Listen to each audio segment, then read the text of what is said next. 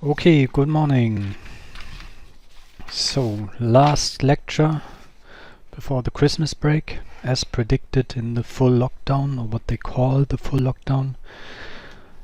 And the topic today are probability distributions, and that may sound more like a list of things. In a sense, it's also a list of things, but it will crucially allow us to formulate the general linear model, which is of course our main interest in this course, as a specific probability distribution. That's where it belongs. And then we basically have established the GLM as a probability distribution today.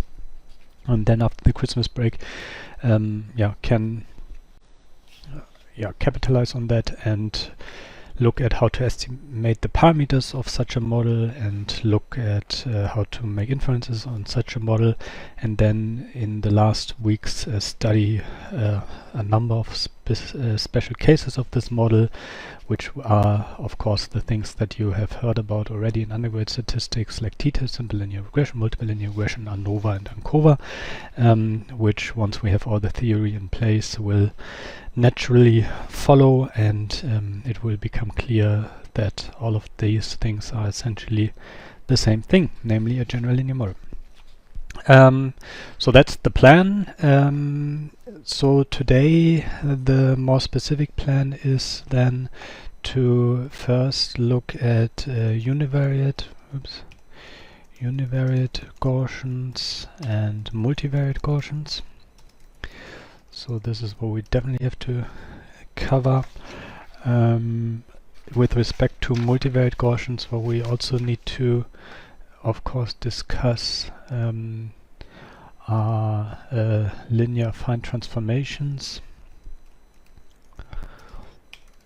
like we did discuss transformations at the end of last session. And what we also definitely need are independent and identically distributed Gaussian random variables. So that's crucial, these two things, to then introduce the GLM again. And we may or may not discuss these Gaussian derived distributions, so that depends a little bit on how fast we are, chi-squared and t. As you may have seen in the script, there are a couple of occasions where it actually says TBC, which you can fill in for whatever you want. So it may be to be continued, to be completed, or whatever. For me it's to be completed, and on some occasions I still have to put in the proofs. And what I definitely still have to put in is the F distribution. It will follow. These distributions we might either look at today, or once they come up in the natural order of the course when we talk about variance estimation, T and F statistics respectively. So that's the plan for today. Any questions before we start?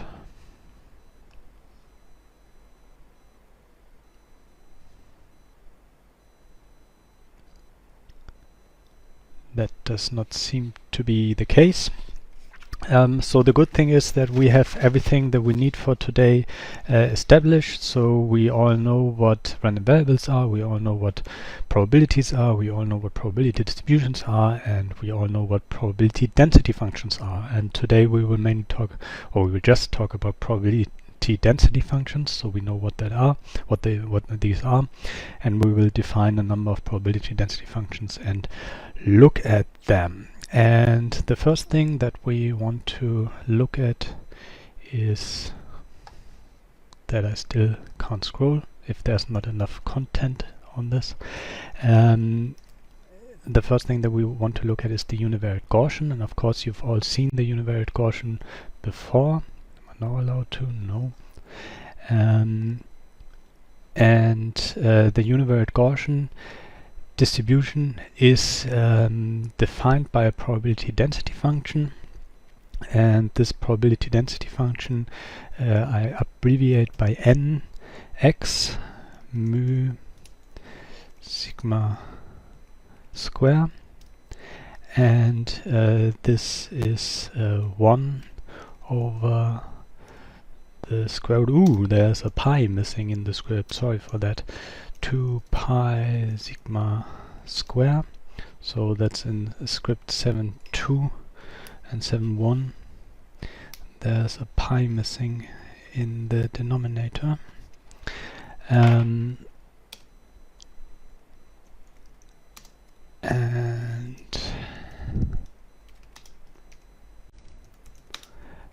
this is, of course, this first thing is the normalization constant, and then the action is in the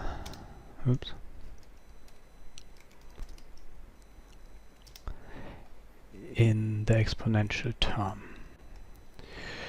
So what is this supposed to tell us? Well, first of all, if you think about the exponential distribution, you can appreciate that we always put in something negative into the exponential distribution. And if I remind you of the exponential with a little drawing here, then the exponential distribution looks roughly like this, almost. Of course you all know what the exponential distribution is now, because our chancellor is always referring to it, or not, it's not really quite clear. But the thing is, if we are looking at the negative numbers, so if we are at this point here in Cartesian space, we always have something positive, and it's largest at the location of where the thing that we put in is 0. So whenever we deviate from 0 here, we get to something smaller. And this is essentially how the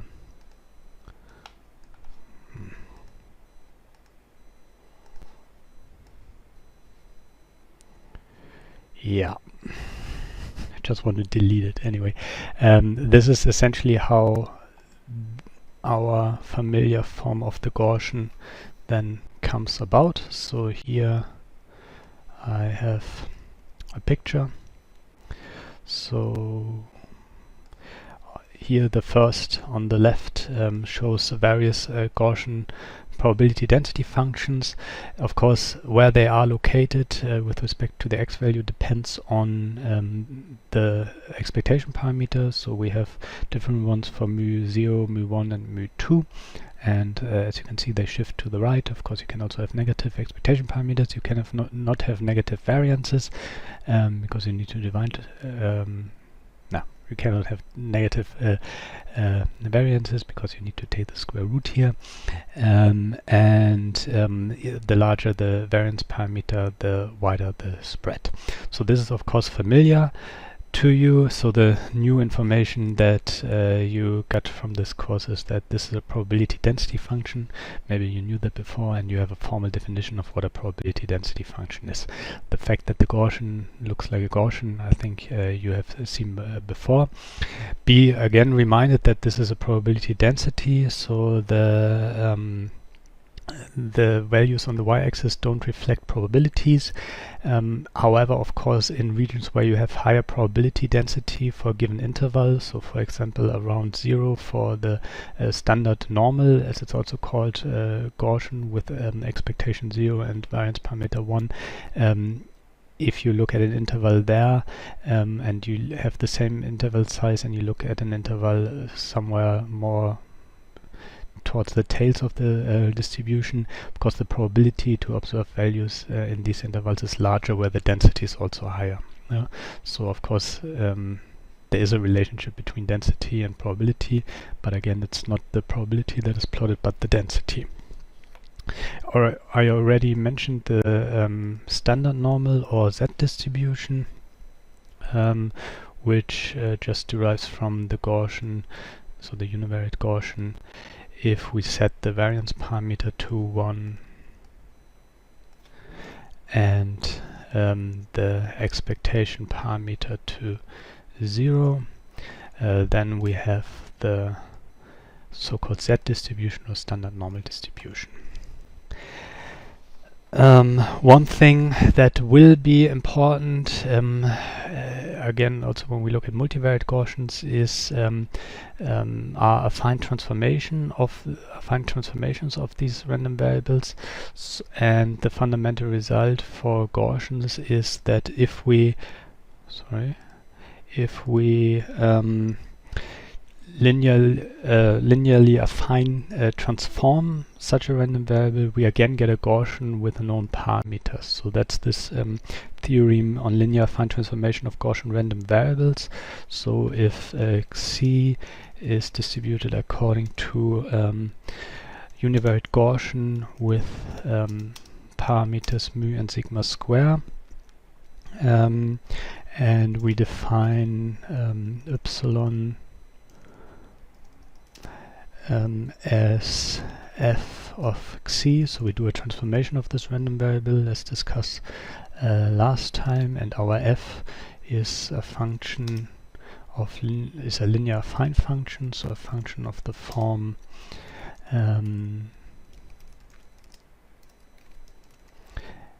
ax plus b, where a and b are real numbers.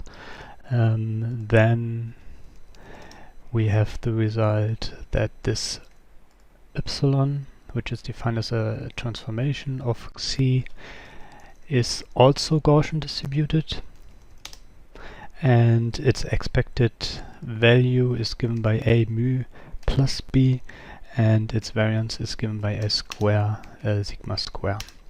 And these kind of results follow from the probability transform theorems that we discussed at the end of the last session, so I will not go over the proof that you find in the script.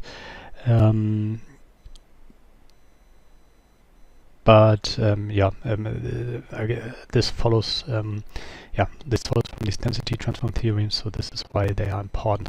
Actually, this for the univariate Gaussian is so important. What really will be crucial to get into the GLM is the generalization of this statement for the univariate Gaussian to the multivariate Gaussian. And actually, multivariate Gaussians are also a bit more important for the GLM than univariate Gaussians, after all. Okay, any questions regarding univariate Gaussians at this point?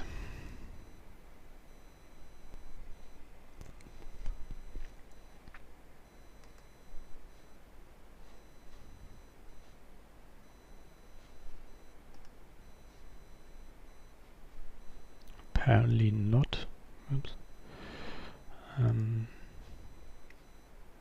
There we go. Good. So the thing that you might have not encountered previously in undergraduate statistics are multivariate Gaussian distributions, and they are essential in the theory of the GLM, because the GLM is just another multivariate Gaussian distribution. So multivariate Gaussian distributions are of course also specified, or they are specified in terms of probability density functions, and the probability density functions of multivariate Gaussians are fairly similar but to univariate Gaussian density functions, but not identical. So the general form of a multivariate Gaussian distribution PDF is the following.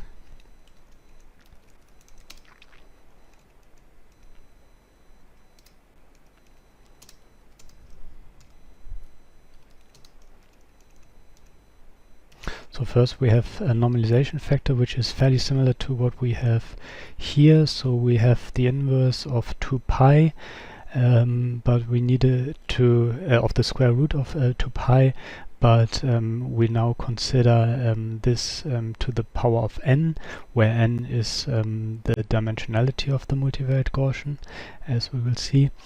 And we have 1 over the square root of the variance, where the variance is now replaced, as we will see in a second, by a covariance matrix.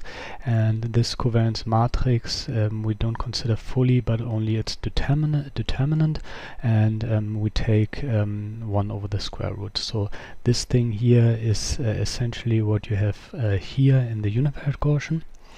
And then we also have of course, the exponential term.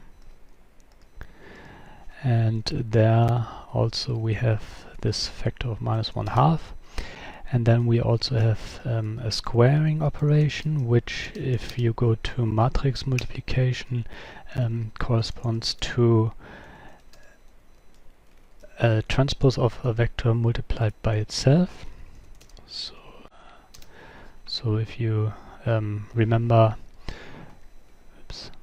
hopefully you remember something from matrix multiplication, and if you in matrix multiplication form something like this for a vector x, an n-dimensional vector x, then this is of course the sum over all entries squared, and this is what's happening here.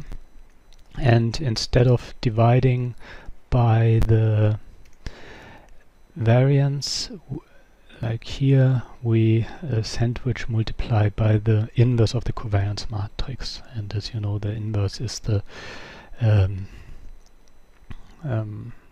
thing that turns a matrix into the neutral element with respect to matrix multiplication, the identity matrix. So what are these things here? So X is now an n-dimensional random vector. So you can, if you want to imagine something, you can imagine X like this.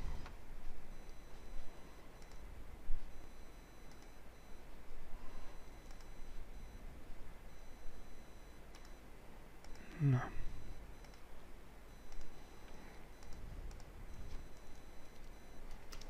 So there are n random variables xi.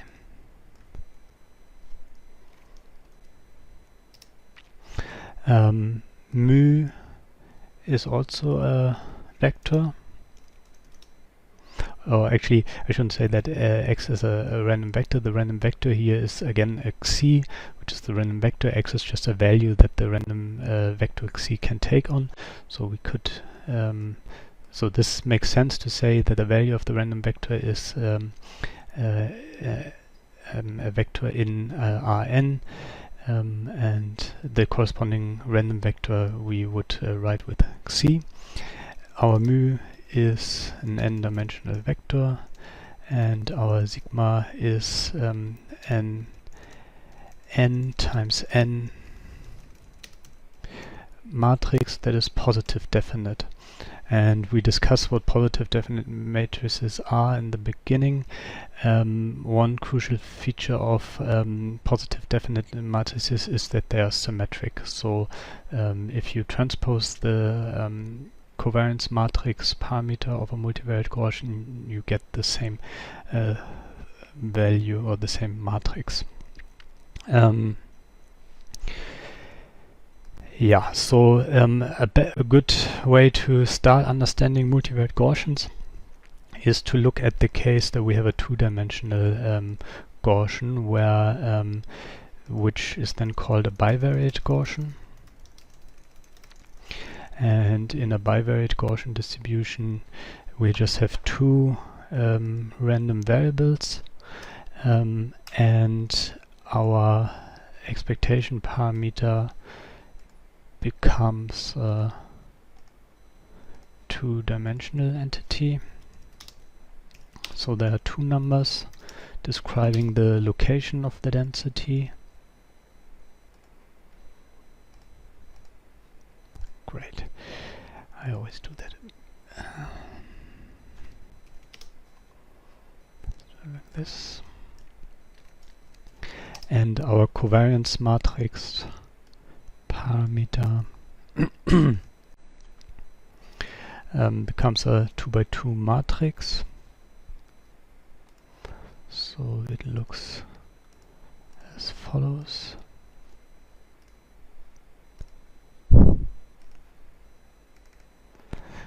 So we have diagonal elements,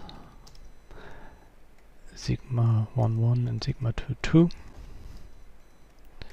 And we have off-diagonal elements, sigma 1, 2 and sigma 2, 1. And one can show, and this is something that I claim in the script, but I didn't put the proofs in, that these off-diagonal elements here are the covariances of our bivariate Gaussian vector. Maybe I should put the vector here as well. Our bivariate Gaussian random vector. So our random vector is Xi.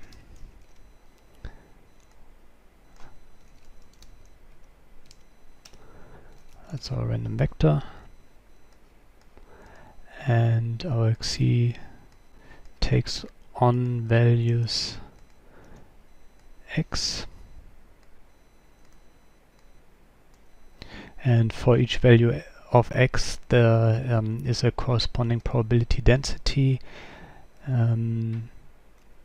which is evaluated based on this formula. So if you put in these things here, then you get the density of a bivariate Gaussian. In the script there is an explicit form of the bivariate Gaussian which is not really important. It's important if one wants to do this construction and the direct evaluation of the correlation of Gaussian random variables, which I put in for more or less completeness, and I'm not quite finished yet with respect to the proof, so it's not that important. What is crucial for your understanding of multivariate Gaussians is the picture. So let's have a look at the picture. So here I plotted the density functions of 3 bivariate Gaussians. So yeah, you can ignore the thing on the left here, which was the univariate one, and here you see the PDFs of bivariate Gaussians with different parameters, and the parameter for the expectation parameter is always 0, 0. So the highest probability density, the parameter is always 1, 1, not with 0, 0, but there's something off there. It's a good question. I have to look in my MATLAB code. So they should be located at 0, 0 if the parameter is 0, 0 and not located at 1, 1. So something did not go quite right there. Sorry for that. So what you see here in terms of the pictures is actually, so let's make this correct. What you see here is this. This filled.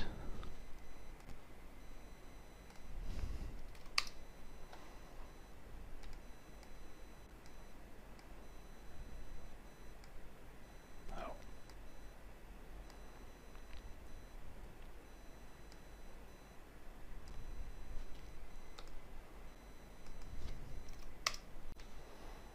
So these are bivariate Gaussians with stay there, go somewhere.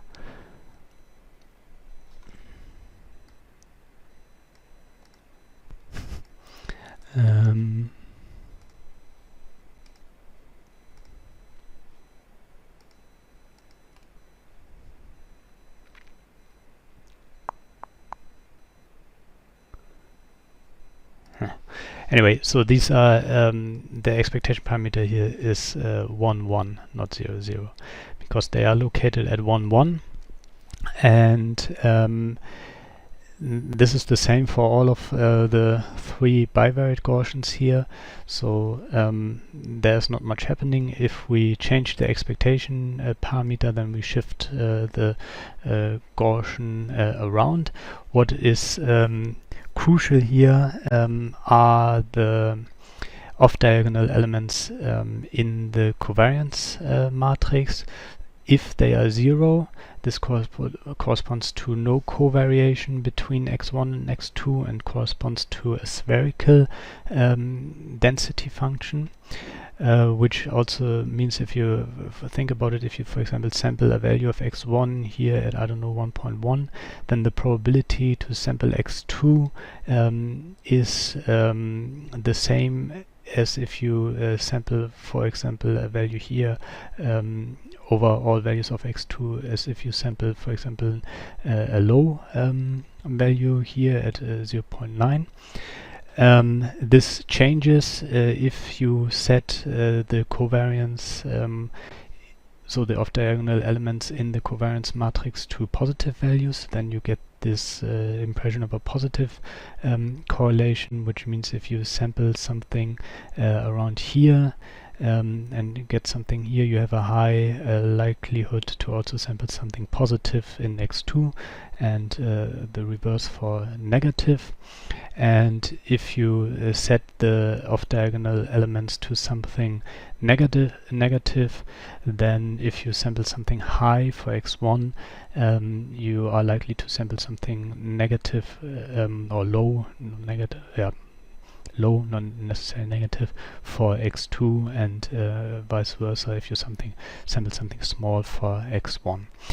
So the most important thing here is, or what we are mainly be interested in, is the notion of spherical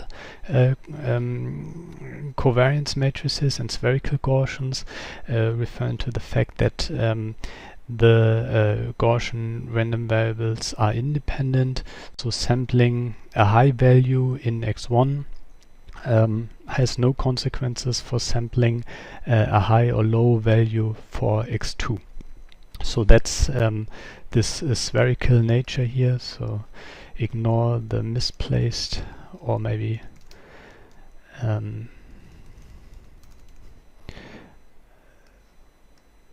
misplaced or maybe wrong axis annotation. The crucial thing here is the spherical covariance pattern, because this will be a standard assumption in the GLM.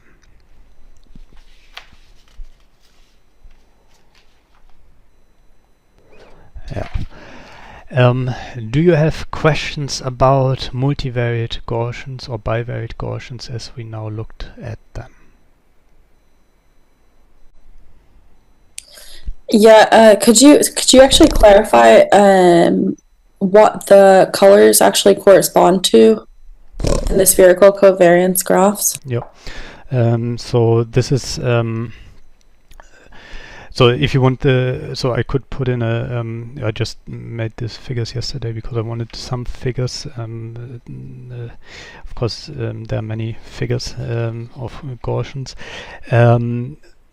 So what the colors are the probability density. So the higher, so a more yellowish color means higher probability density. So as we plot the probability density here for univariate Gaussians, the color code here means probability density, and yellow is higher and blue is lower. Yeah, sorry, I could have put in a color bar, but it's the probability density that is plotted there. Okay, perfect, thanks.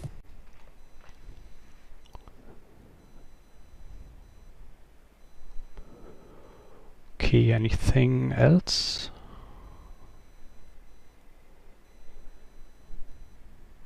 Apparently not.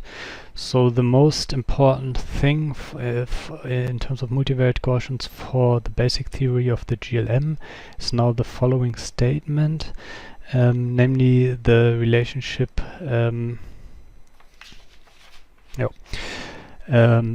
between independent univariate Gaussians and a multivariate Gaussian of a specific form. So that's what I call independent Gaussian distributions here. And the statement is as follows, or the theorem, for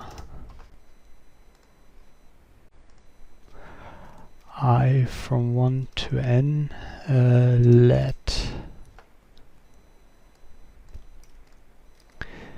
n x I mu I sigma square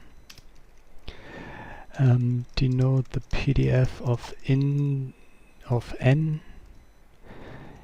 independent Gaussian univariate, of course, univariate Gaussian random variables.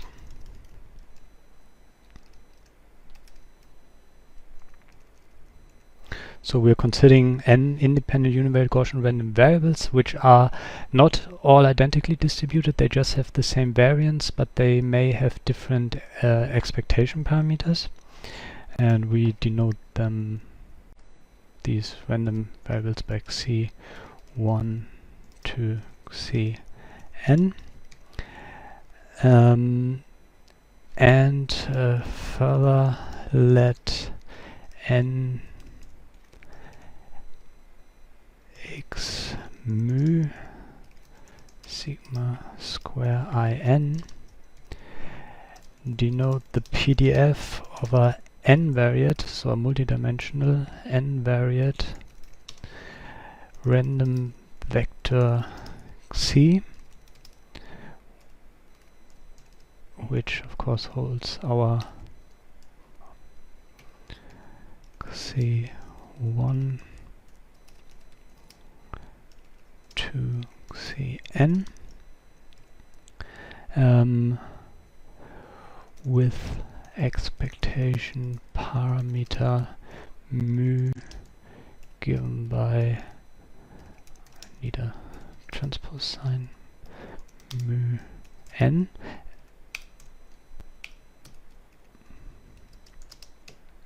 and these mu1 to mu n are the same mu's as we consider here for the, so these are these mu's which we consider for the independent univariate Gaussian random variables. Then if we consider these two scenarios, then the probability density function of the random vector x, the random vector C, corresponds to the joint density of our n univariate random variables. That's one too low.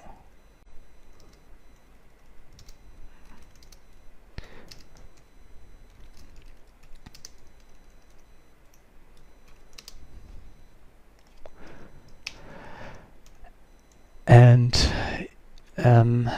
in particular, and that's fine here, but what is really and the most important thing here is that, and in particular, the density function of this multivariate Gaussian with these parameters is the same thing as the product of the density functions of our univariate Gaussians.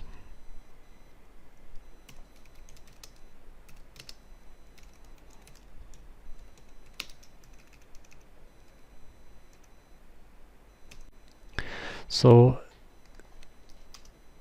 this is really the crucial thing here.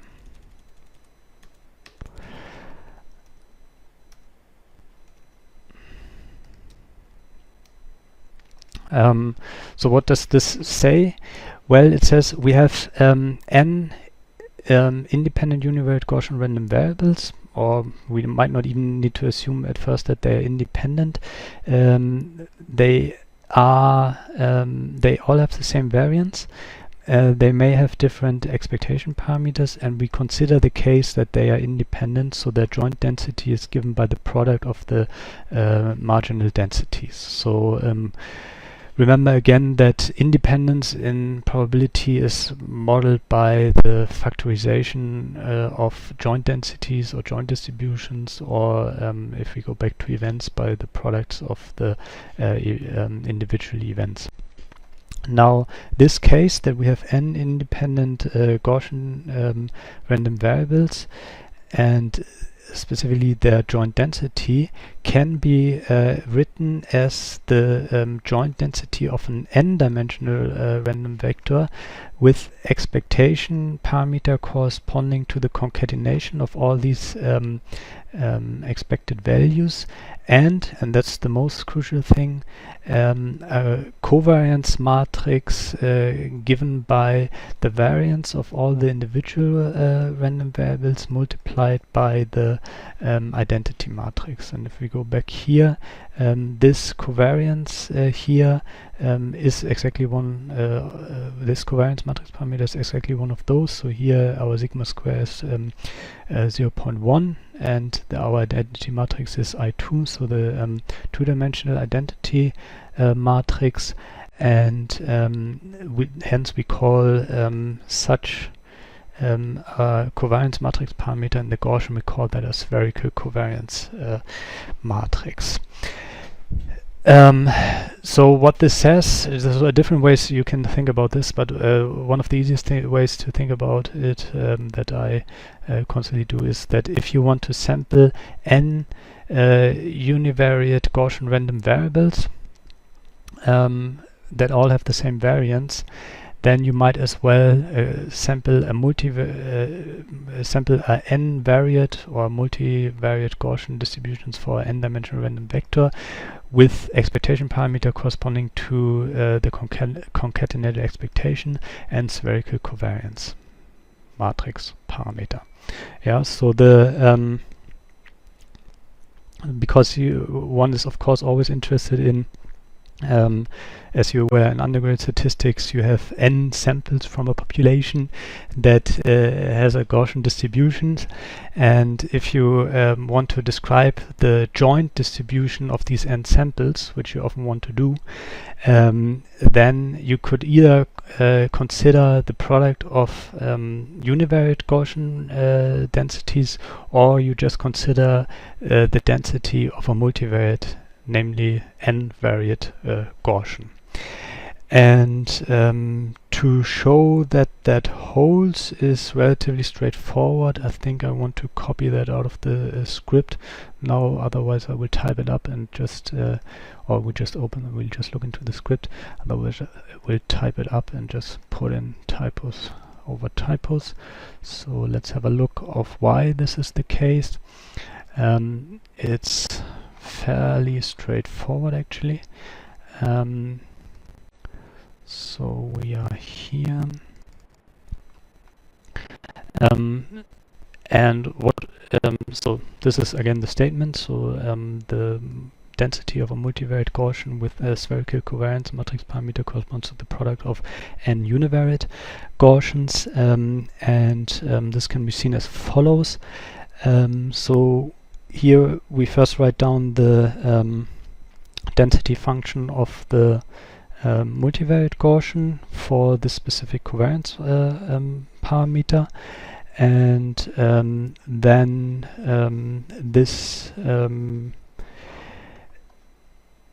we have here in the brackets we have the scalar multiplication of the identity matrix, so we can take the scalar out of this matrix product. The identity matrix, the inverse of that doesn't do anything. The inverse of a diagonal matrix, or we can do it the other way around. So first we have the inverse of this, which is 1 over sigma square on the diagonal, as we discussed when we discussed matrices. Then we can take 1 over sigma square out of this matrix and have a scalar multiple which we can put in front of them, and then we just have the identity matrix, so this goes away. And here we just write out that to the power of n means the n times the product, and here we notice that the determinant of a diagonal matrix is the product of all its diagonal elements. So here we get sigma squared to the power of n, and then we still need to the power of minus 1/2, so we get sigma squared to the power of minus n half. Then we can put this into the product, and here we write out, as I did earlier, we write out what this matrix product means, namely the sum over xi minus mu I squared. And then we can use the product property of the exponential function. So if we have the exponential of a sum of things, that corresponds to the product of the exponential of these things, and then we are already at the location where we have the product of n univariate Gaussians. And this will be crucial when we then in the second hour introduce the GLM again, because we will assume that our epsilon variables, our error variables, are all independent. So we actually consider the case of a multivariate Gaussian, which then so we have independent errors, which then corresponds to, in terms of the probability densities, the same density as the product of these univariate Gaussians, and which corresponds to the density of a multivariate Gaussian with a spherical covariance matrix. Yeah, I think that's a good point for a break. Are there questions regarding this thing?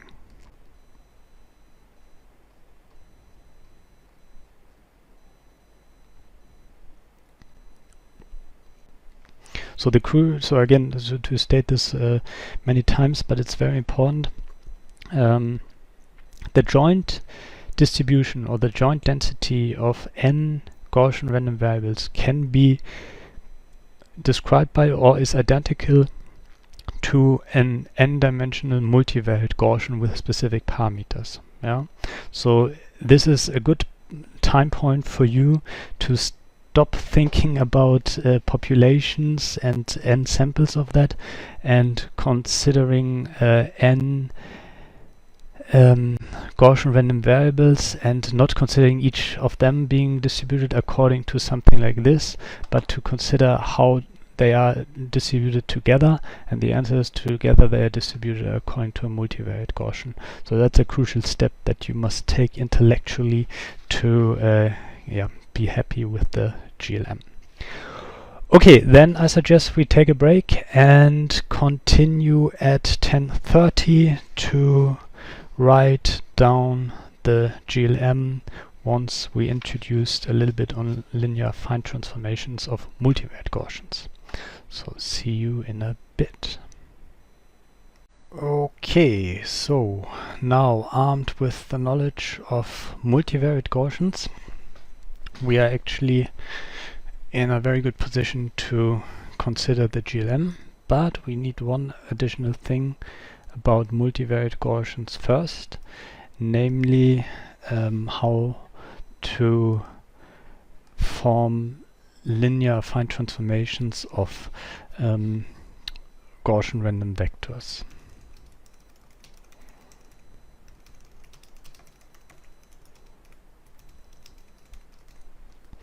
And there are two statements in the script regarding this. The first thing relates to the fact that the linear affine transformation is actually invertible.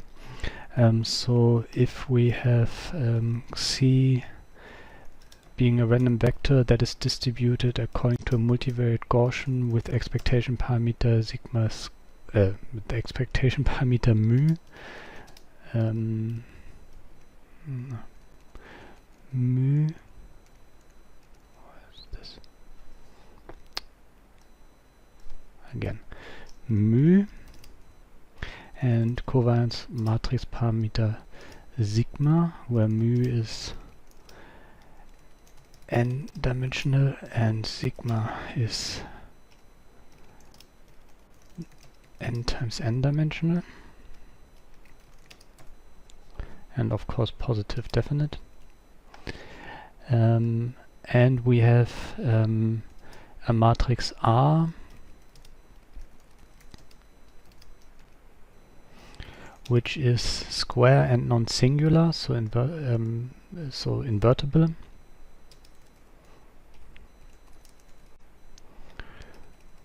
Or we can also, to make it more straightforward, write that a minus 1 exists. Then y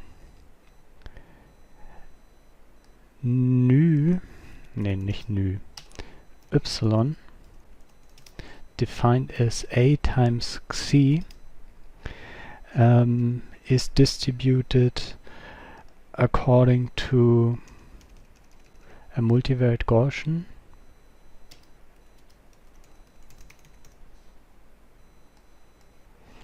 as epsilon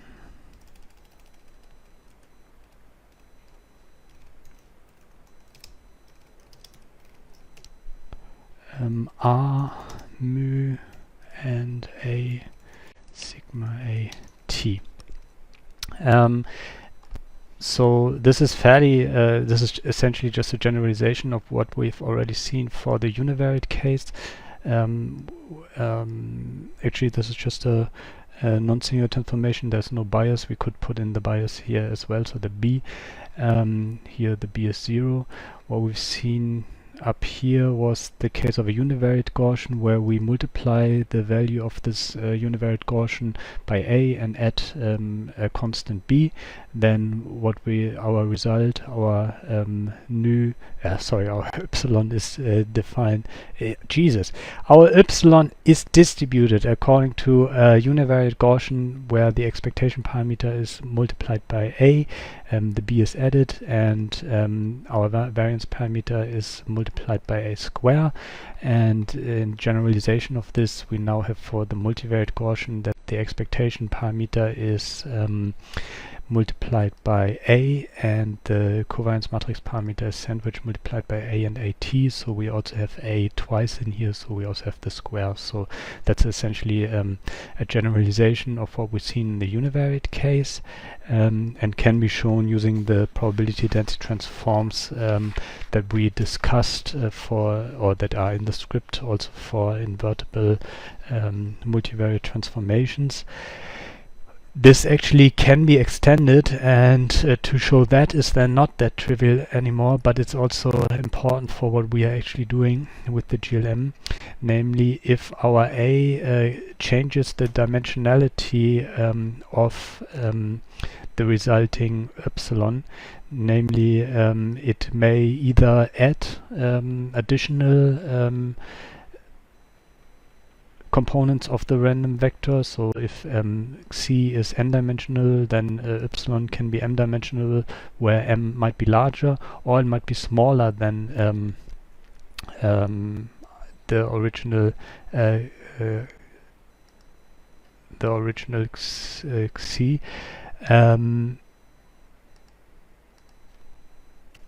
And still this transformation theorem applies. Actually, we can also put that here. It doesn't make anything bad. So it looks, of course, it looks very similar. These two versions here. The difference is that this is an invertible matrix, so we can go back and forth between epsilon and xi. Here, this A is not even square. Not necessarily square. Of course, if m equals n, then it's square. But we might not be able to get easily back from epsilon to x, for example, if certain dimensions are removed or put in. So to show that this theorem essentially also then holds in this scenario, and this is of course then not the case, is not that simple, and I recently found a proof for that in the Anderson book, but this is a little bit more advanced, and yeah, there's nothing we can do about it. We have a proof which is fairly straightforward based on the probability density theorems for this scenario. This scenario, which is generalized and has essentially the same result, is not that easy to show. But now we have everything in place to actually reconsider the GLM. And now we can actually write down the GLM and also look at two examples of the GLM. Are there questions about these linear fine transformations right now?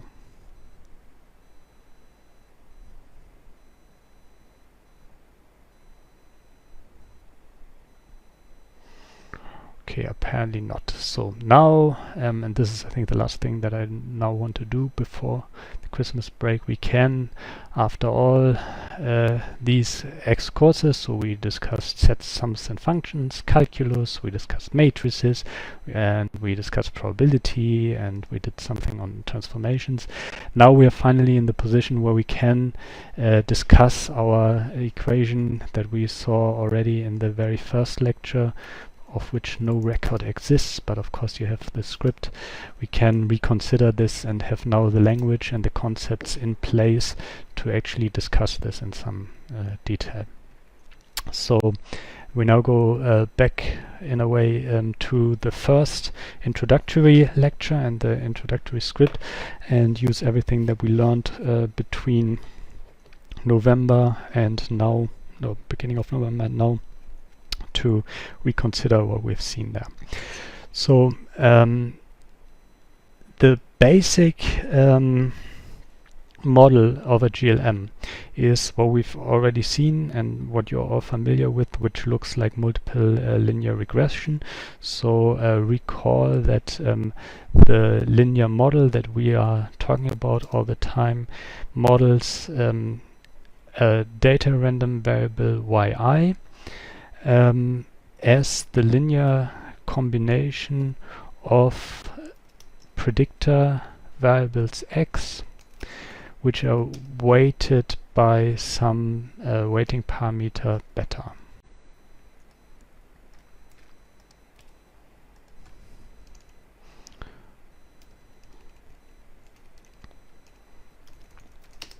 So this is of course again what you know as multiple linear regression from undergraduate statistics. That's a typo in the script. It's of course XIP. So that's the pth independent variable. And it models our data variable yi using this linear combination plus some error term.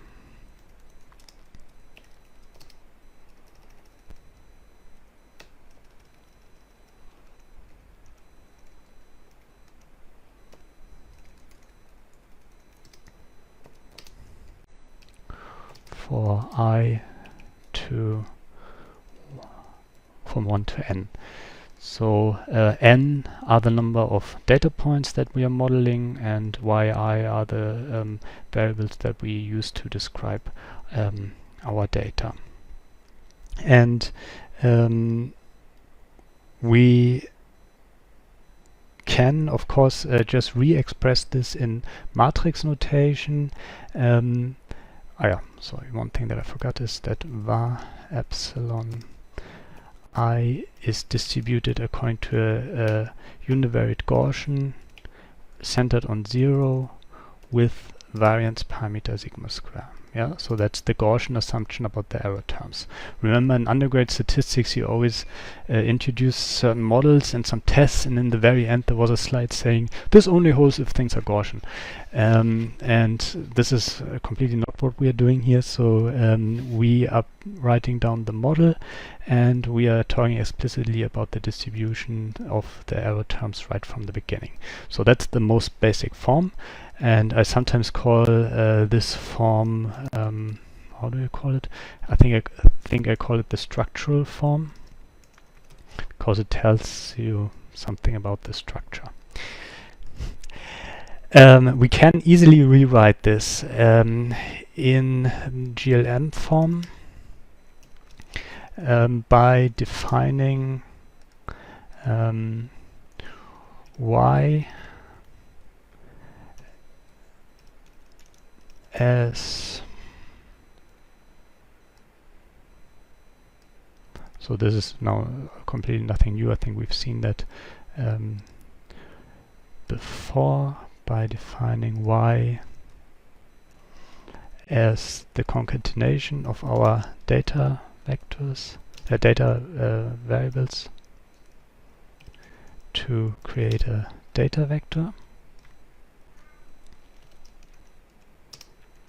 So that's our vector of data variables.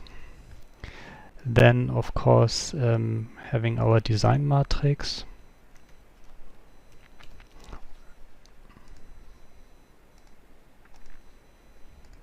With our predictor variables 1, 2, 1, n, and up to p predictor variables.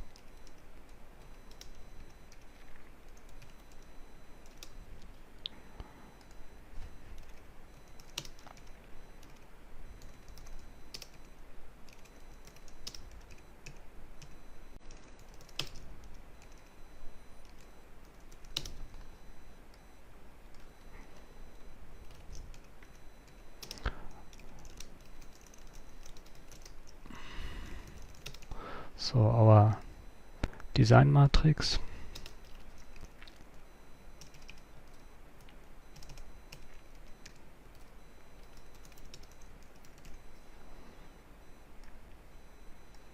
And let's make this a little bit nice. And our beta parameter vector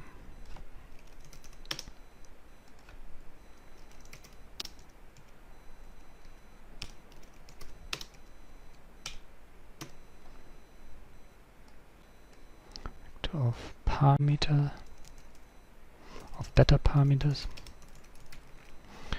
and this is of course n-dimensional.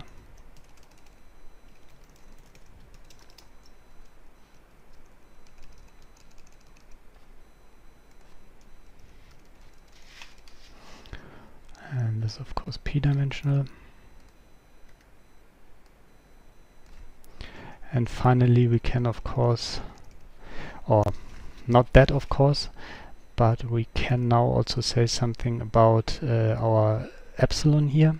So far this was just expressing these n equations here. So remember that there's an I index, so there are n of these. Let's call this GLM rather. Just writing this part here in terms of matrix multiplication, so that's that. And now we also cast this fact here, where the crucial thing is that we assume that all these error contributions to each of the random variables are independent from one another. So you might call this mutually independent. We've now seen that if we assume independent n independent Gaussian random variables, this corresponds to the fact that the random vector formed by these individual random variables, namely this thing here, is distributed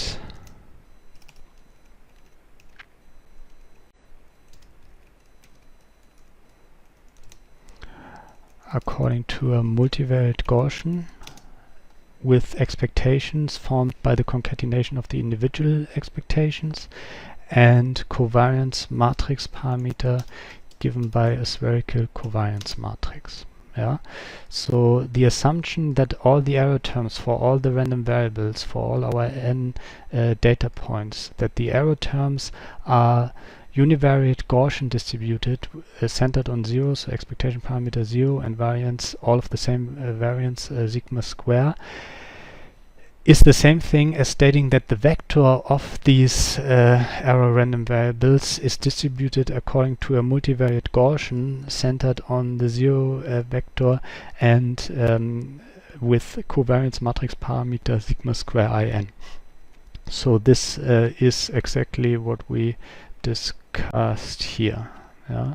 So what I just wrote down for the GLM is just this here, because this independence assumption of course means that the joint distribution of these factorizes, and the fact that the joint distribution factorizes then can be translated into this multivariate Gaussian statement. So this is now what we can say, yeah, in addition to what we were able to say before, because we didn't study multivariate Gaussians yet. But it's not everything yet. So what we now have is a constant plus a multivariate Gaussian distributed vector. And with the transformation theorem, with these linear affine transformation theorems, we can of course see that we form this y here by adding a constant to this epsilon. And so x is not a random variable, that's our design matrix. Beta is not a random variable, these are our unknown parameters. But this is a random variable. Now from this transformation theorem, it follows that if we add something to a Gaussian random vector, we get again a Gaussian random vector. The question is, what is the transformation matrix? Well, the transformation matrix in this case, so this A here, is just the identity matrix. So we can we can consider this transformation here. So we have F double L n to double L n. Namely, we take our vector of error variables and map that onto epsilon, and we define this as the identity matrix times our var epsilon plus a constant vector, which was here called b here, and we now take for b x beta. Then this theorem here, so this linear affine transformation theorem, says that our result here, which we call y, is distributed according to a multivariate Gaussian with expectation parameter given by a times the expectation parameter of epsilon plus b. So a is in, the expectation of epsilon is 0n, oops, and our b is x beta, and covariance matrix given by a times the covariance of the original thing, so epsilon times the transpose of the transformation matrix. So we have in times sigma square in times in transpose, and of course the transpose of in is just in again, and multiplying by identity matrices of course doesn't make a difference. So what we get here is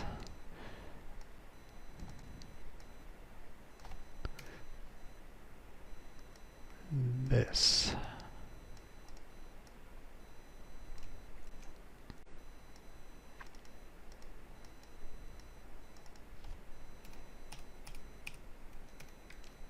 So, and that's essentially the GLM from my perspective. So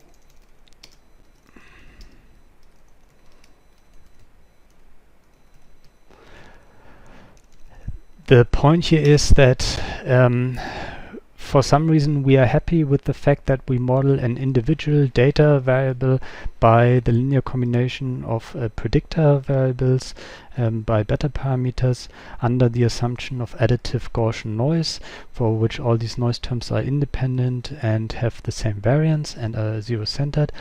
This somehow is familiar from undergraduate statistics, so we accept that as being something sensible, and in some way, of course, it's also a sensible thing if you agree that it's the simplest thing that you can do. What this implies, and this is the viewpoint then of the GLM, is that first of all, our the vector of our errors is jointly Gaussian distributed according to a multivariate Gaussian with a spherical covariance matrix, and our transformation theorems then imply that our data is also Gaussian distributed with expectation parameter given by the design matrix. So our, if you want, this is another way to write this, because that's sometimes lost a little bit, so I'm just filling it in. So you could also write that y is distributed according to a multivariate Gaussian, where mu is x beta and sigma is sigma square in. Of course, this is already what this says, but I'm just restating it. So this is also sometimes a little bit or sometimes a little bit confusing, because it's always the question, are the errors normally distributed or are the data normally distributed? And the thing is, in the GLM, both of them are normally distributed, but the assumption is that the errors are normally distributed, because that's a sensible assumption about errors. Because the errors are linear, are finally transformed to give the data in the GLM. Also, the data then have a Gaussian, multivariate Gaussian distribution with a spherical covariance matrix and expectation given by the product of the design matrix and the beta parameters. So that's really the GLM. But of course, to appreciate that this is the GLM, you need to be familiar with matrices, you need to be happy with probability density functions, you need to be happy with multivariate Gaussians, and you need to be happy with the fact that independent univariate Gaussian random variables correspond to spherical multivariate Gaussians, and that you can linear finely transform Gaussian random vectors to get again Gaussian random vectors. Before, I want to show you two examples, one of them being independent identically distributed Gaussian samples and the other one being simple linear regression. Again, are there questions about this bit here? Because everything else that we did so far in the course, at least, everything except for the calculus bit, which we need for estimating the parameters, but sets, sums and function matrices, probability spaces, random variables, and also expectation covariance and transformations. All of this we did for you to be able to understand what is actually here. So are there questions about this? Do you have questions about this? I have a small question about something you just said. Yep. Why is it a good assumption that your errors are normally distributed? This has to do with the central limit theorem. So of course, when we model the data using the GLM, what we can mechanistically describe and what we have an idea about are our predictor variables, and then we somehow assume that our predictor variables have some sort of contribution that is larger or smaller depending on our beta parameters.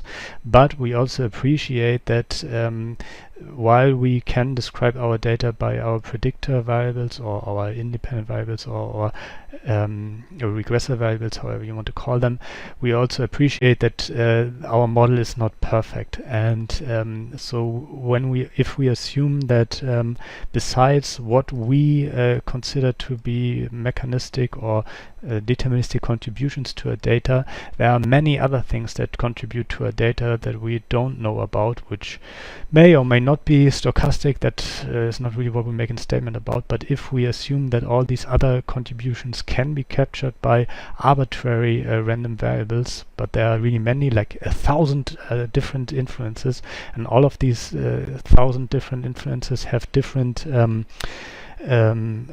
can be captured or can be described by random variables, but which all have different distributions because they are all different. It's all sorts of things. If we add them all up and consider them just as a single contribution, namely as our epsilon I, then the central limit theorem, which states that the sum of many random variables irrespective of the distribution, but given that they are independent, converges to a Gaussian. So the justification for assuming Gaussian errors is that, or kind of an experimental justification is that this Gaussian captures everything, all influences that we don't describe by our mechanistic model of predictive variables and the beta parameters. So the central limit theorem is here crucial. Other questions?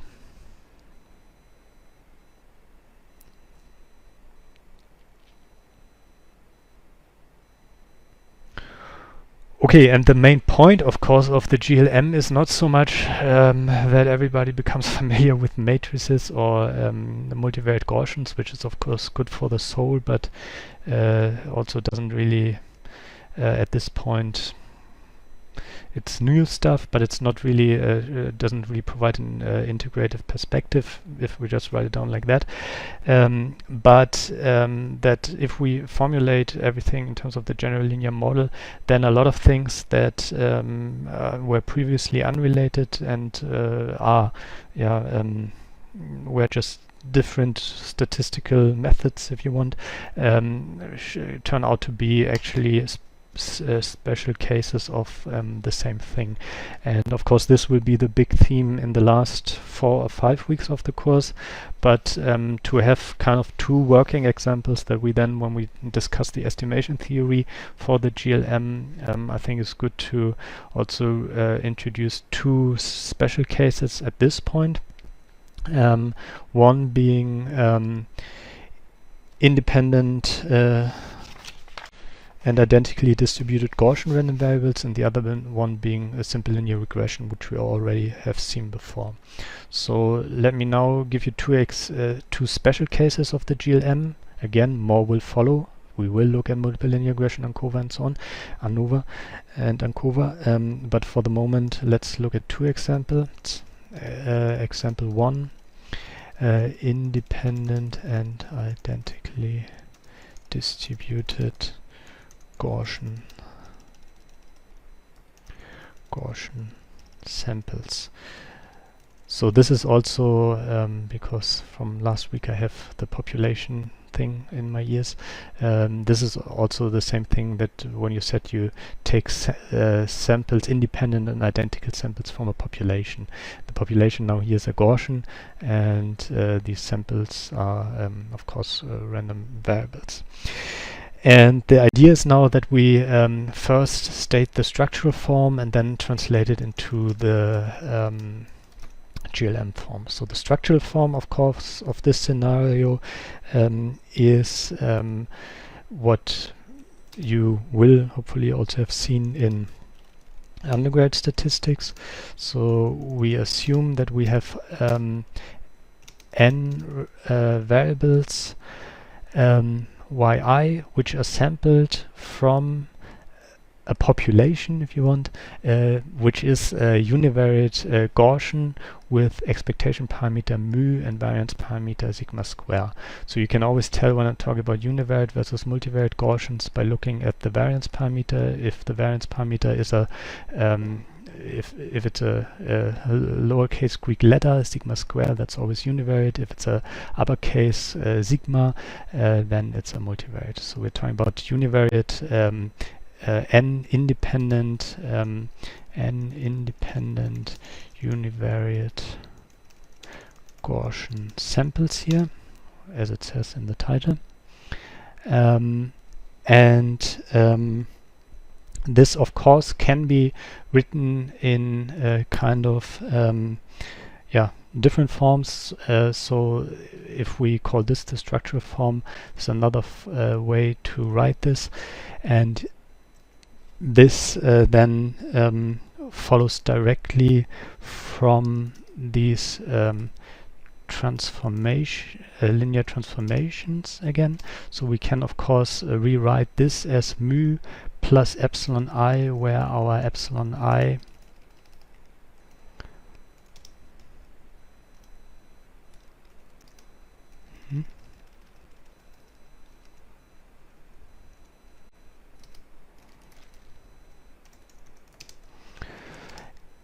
is zero-centered with variance sigma square. So what we done here, it's maybe a little bit subtle, but it's again this linear transformation here.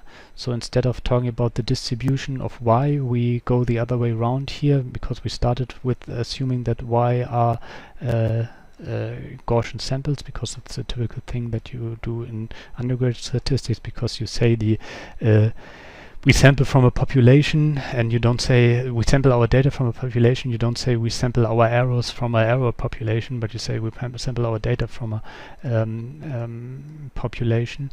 So we start here by sampling from a population, which we can, by this linear transformation business, rewrite as our yi correspond to zero-centered univariate Gaussians, linearly finely transformed, where the transformation is 1 times epsilon I plus mu, and where these are then again independent,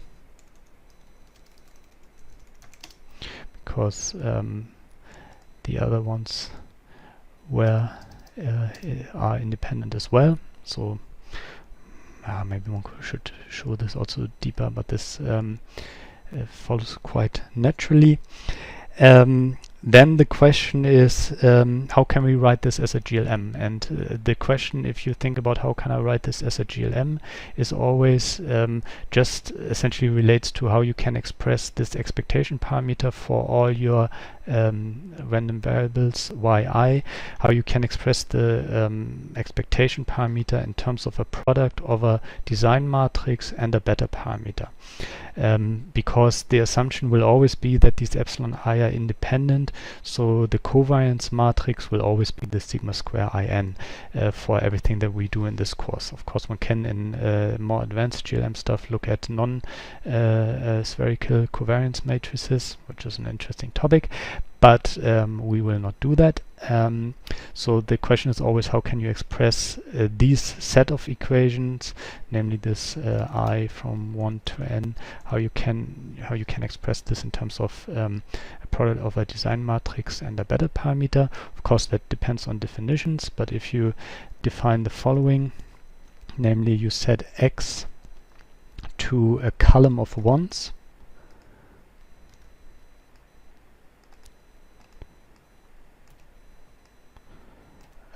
which I also write like this. Oops. No. Like this.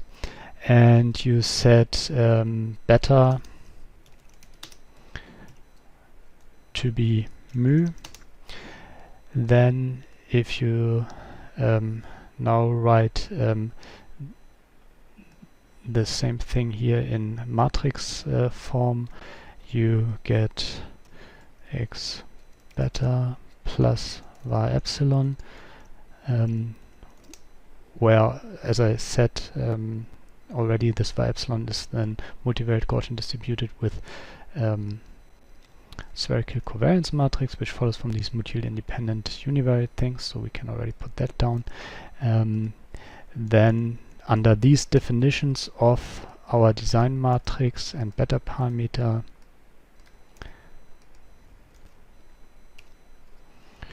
we get exactly, oops, no, maybe we do it step by step. And we get here mu, like vector of mu's,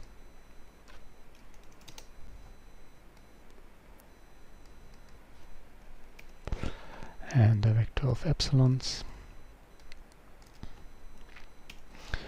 which then is of course mu plus epsilon I for all our data variables.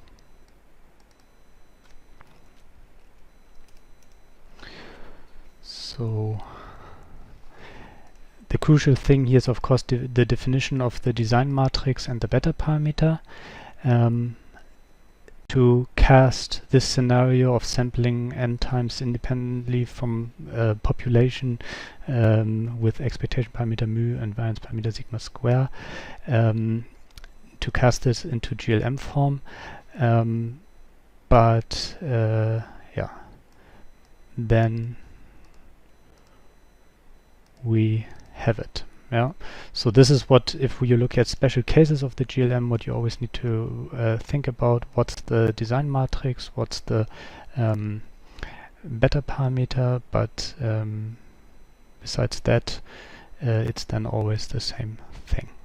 So of course here that's the GLM equation, and we now cast this example in terms of a GLM. Questions about this example?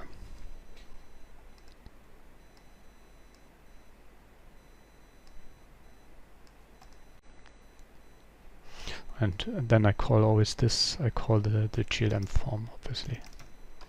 It's the same thing, it just allows to rewrite different scenarios always in the same equation. And if we have always the same equation for our model, we can always use the same inference, so the same parameter estimation and the same model evaluation procedures. So we don't need for each different statistical procedure or many different statistical scenarios reinvent the wheel and start from scratch and ask ourselves, how can we now estimate the parameters? Because we know how to do that in general, so we can also do that for a specific case.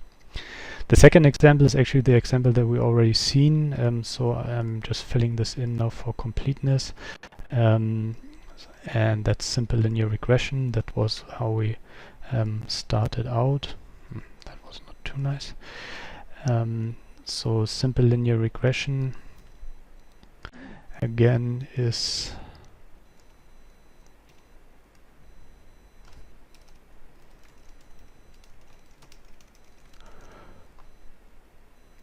in structural form corresponds to the idea that we model each data point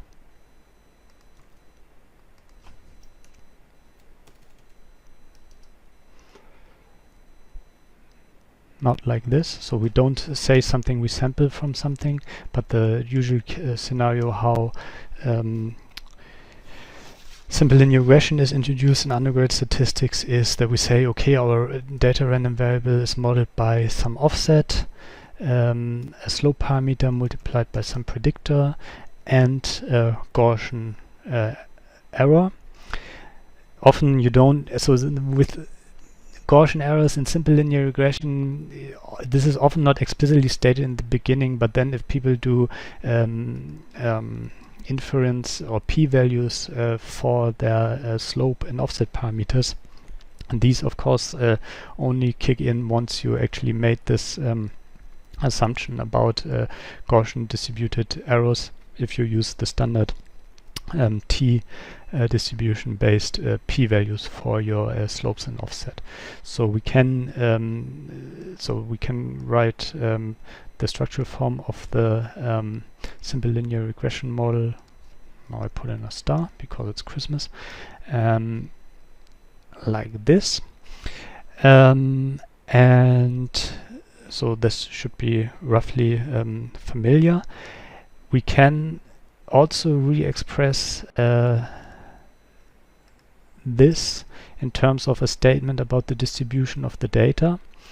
The difference with respect to example 1 is that our expectation parameters are not all the same because they depend on xi.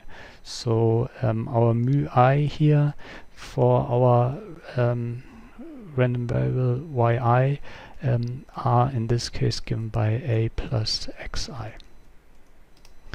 And then the question is again how to cast this in terms of a GLM. And there again, like I already said, the question is just how to formulate the design matrix and the beta parameter, and this I think we've seen already.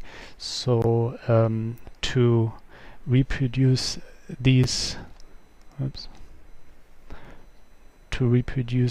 n equations about our n data points, we need of course specific definitions, and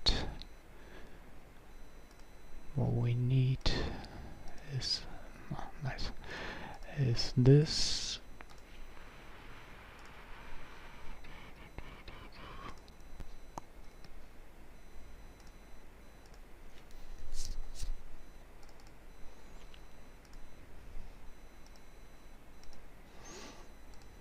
So we need a column of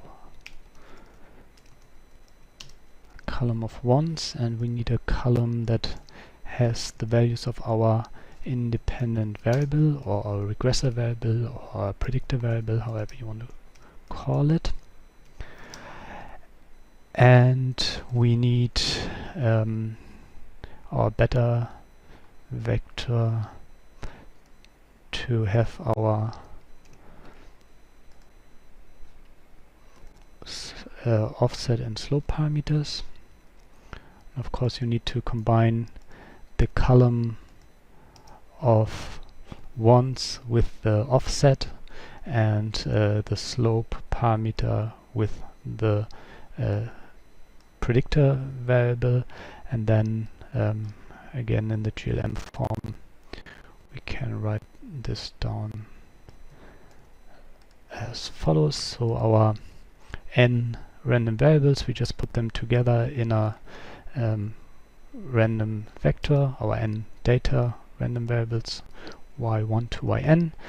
That's our y. Our x beta plus epsilon corresponds to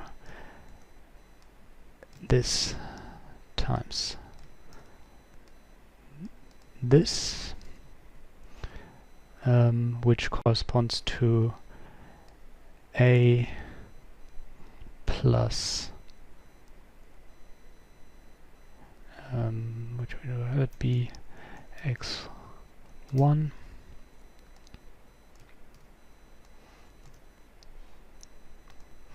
to bxn plus our error random variables, which we have there, and in terms of talking about expectations, so in talking about this, we can of course also write it like this, and our epsilon again, this we can get rid of, is distributed according to a multivariate Gaussian with a spherical covariance matrix parameter. So these were now two examples, namely sampling from a Gaussian population, if you want to call it like that, or you want to call it that, and simple linear regression formulated as GLMs based on what we learned today about multivariate Gaussians, namely the fact that multivariate Gaussians with a spherical covariance matrix are the same thing as n independent univariate Gaussians, and the fact that if you transform multivariate Gaussians you get again multivariate Gaussians. Okay, so I think that is a good way to end also before Christmas. So what you should worry about is understanding this last bit here today. So you should be clear about the general linear model revisited and these examples, and everything else that we did was there to prepare you and have the background to understand this, so to be happy with matrices and to be happy with probability density functions and to be happy with transformations of probability density functions and to be happy with functions and so on. But the if every one of you would have been happy with matrices and everything from the very beginning, and PDFs and multivariate Gaussians, then of course we could have started here the course, but I appreciate that this is not necessarily what you did in your undergrad studies, so we did like a 6 weeks or 5 weeks detour before we got to this and these two examples. And after Christmas we will then fully focus on our GLM equation, try to estimate the parameters, namely the beta parameter and the variance parameter, and then look at transformations of the data in terms of statistics, TNF statistics. And once we have all this theory in place, then look at the remaining examples for GLMs, namely t-TESS, f-TESS, ANOVA, two-way ANOVA with interaction, ANCOVA, multiple linear regression, all these things. Good. Any questions right now?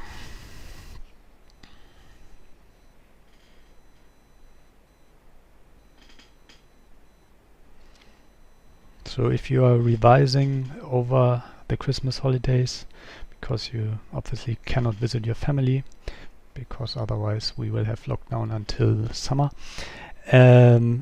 start from here, start from what is currently on the slide and work your way backwards through the script to make sure you understand everything that's on here. Good, so then let's take a longer break, lunch break, and then start at 2:45, as I explained yesterday in the email, today with the EG bit, because I will have to do some committee duties and only listen to the COVID, will only be able to listen to the COVIDers report with half an ear. But I read it yesterday, so I'm informed. Good, so then see you 2:45.